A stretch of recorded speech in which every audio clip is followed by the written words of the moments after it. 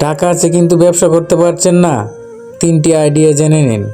অনেকেই টাকা হাতে পায় কিন্তু ব্যবসা করতে পারে না, কারণ কোন ব্যবসা করবে বুঝে না, কোনটা লাভ হবে জানে না, ভুল সিদ্ধান্তের ভয় থাকে, অন্যের কথায় ভয় পায়। তাছাড়া ব্যাংকে টাকা রাখলে বেশি টাকা বাড়ে না, ব্যবসায় লাগানো টাকা গিয়ে গুনে গুনে বেড়ে যায়। আজ যারা সফল ব্যবসায়ী, তাদের শুরু একেবারেই ছোটো থেকে, কোনো অভিজ্ঞতা ছিল না, টাকা কম ছিল, তবুও তারা শুরু করেছে। আর শুরু করাটাই ছিল তাদের সবচেয়ে বড় শক্তি।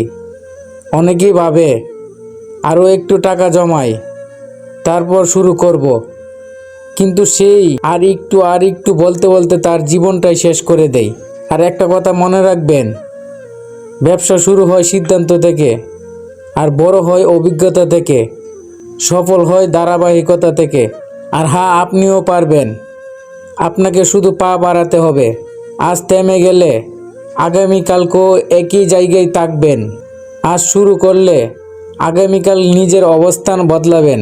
তাই বন্ধু, টাকা আছে কিন্তু ব্যবসা করতে পারছেন না? 3টি আইডিয়ার বিস্তারিত জেনে নিন। তার আগে আমাদের ভিডিওটা না টেনে শেষ পর্যন্ত দেখতে থাকুন, আর আমাদের চ্যানেলটি লাইক, কমেন্ট ও সাবস্ক্রাইব করুন পরবর্তী নতুন নতুন ভিডিও দেখার জন্য। নাম্বার 1, একটি ফাস্টফুড বা চা নাস্তার ব্যবসা দিতে পারেন। উদাহরণ, ফাস্টফুড বা চা নাস্তার দোকান বাজারে জমজমাট কোনো এক মুড়ে দিতে পারেন। এতে আপনি অনেক বেশি পরিমাণে বেচাকিনা করতে পারবেন।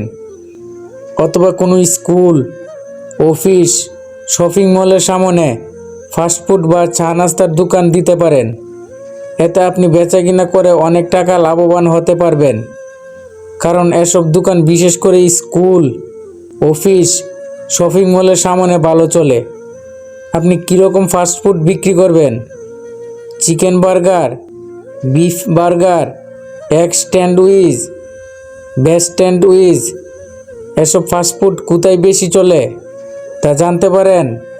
এগুলো ফাস্টফুড বিশেষ করে স্কুল, কলেজের বা অফিসিয়াল এলাকার পাশে বেশি চলে। তার পাশাপাশি চা নাস্তাও ভালো চলে।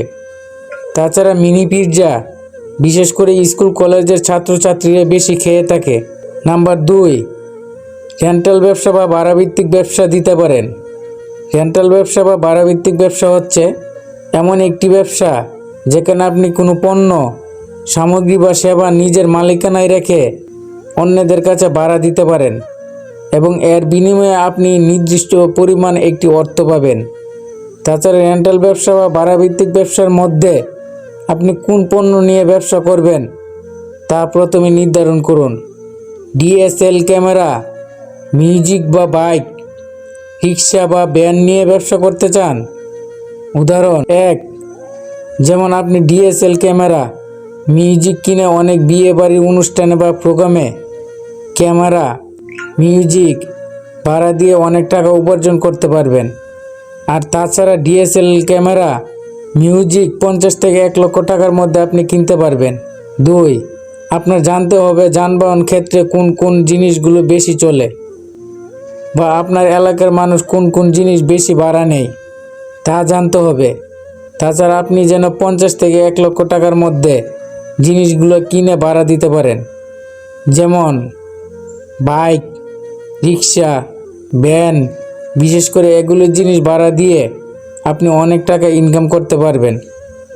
নাম্বার 3, মোবাইল সার্ভিসিং ব্যবসা করতে পারেন। উদাহরণ, মোবাইল সার্ভিসিং ব্যবসা মানে এমন একটি ব্যবসা যেখানে আপনি পণ্য বিক্রি না করে মানুষের জন্য সেবা প্রদান করেন, যেমন মেরামত, পরিষ্কার, রক্ষণাবেক্ষণ, ডিজাইন বা পরামর্শ দেওয়া। মোবাইল সার্ভিসিংয়ের ব্যবসা করতে হলে প্রথমে আপনার নিজের দক্ষতা থাকতে হবে। তারপর ছোটো একটি দোকান নিন, তারপর কিছু যন্ত্রাংশ কিনে নিন। মোবাইল সার্ভিসিংয়ের জন্য আপনি মোবাইলের কি কি কাজ করবেন? Mobile phone repairing, software update, screen পরিবর্তন ইত্যাদি মোবাইলে নানা রকম কাজ করতে পারবেন। এতে আপনি অনেক ইনকাম করতে পারবেন। তো এখন আমাদের ভিডিওটি যদি আপনাদের ভালো লেগে থাকে তাহলে আমাদের চ্যানেলটি লাইক, কমেন্ট ও সাবস্ক্রাইব করুন পরবর্তী নতুন নতুন ভিডিও দেখার জন্য।